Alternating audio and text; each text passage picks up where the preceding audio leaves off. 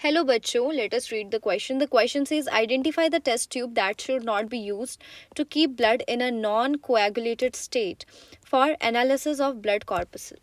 A. Test tube containing heparin. B. Test tube containing sodium oxalate. C. Test tube containing calcium carbonate. D. Test tube at low temperature. ठीक है, तो basically यहाँ पे मैं बात कर रही हूँ कि यहाँ पे से इनमें से कौन सी ऐसी टेस्ट ट्यूब है जिसमें ब्लड को हम नॉन कोएगुलेटेड स्टेट, मतलब कोएगुलेशन मतलब ठीक है, लिटरल मीनिंग अगर मैं कोएगुलेशन का बोलूँ तो वो होता है जमना। कभी भी हम ब्लड कॉर्पसल्स का एनालिसिस करते हैं तो हम उसे जमने नहीं देते, ब्लड को जमने नहीं देते। इसके लिए हम बहुत से एंटी कोएगुलेंट्स डाल देते हैं।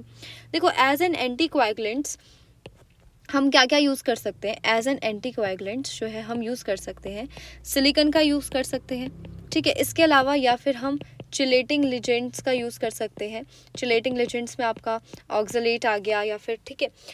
अब यहाँ पे मैं कहती हूँ कि हेपेरिन जो है, हेपेरिन नेचुरल एंटीकोएगुलेंट है,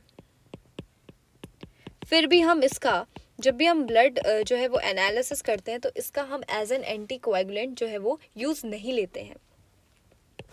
तो वो क्यों नहीं लेते हैं? यूज़ हम कर सकते हैं, ये भी एंटीकोएगुलेंट है, लेकिन it alters the shape of RBC. तो जब आरबीसी का शेप ही ऑल्टर हो गया तो फिर ब्लड कॉर्पसल की स्टडी कैसे करेंगे? क्योंकि डिफेक्ट तो पहले हमने जो है एंटीकोएगुलेंट डाल के कर लिया। तो इसीलिए टेस्ट ट्यूब कंटेनिंग हेपारिन, जिस टेस्ट ट्यूब में हेपारिन है उसका यूज़ हम जो है ब्लड कॉर्पसल के एनालिसिस के लिए नहीं कर सकते हैं। So the final answer will be test tube containing heparin, that is option A.